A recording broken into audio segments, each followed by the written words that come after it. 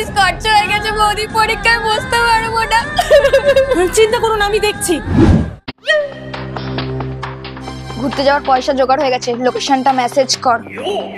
বাবা এই ওষুধ একে তো ধার করে টাকা আনলাম, তারপরে বলছো না কি দরকার?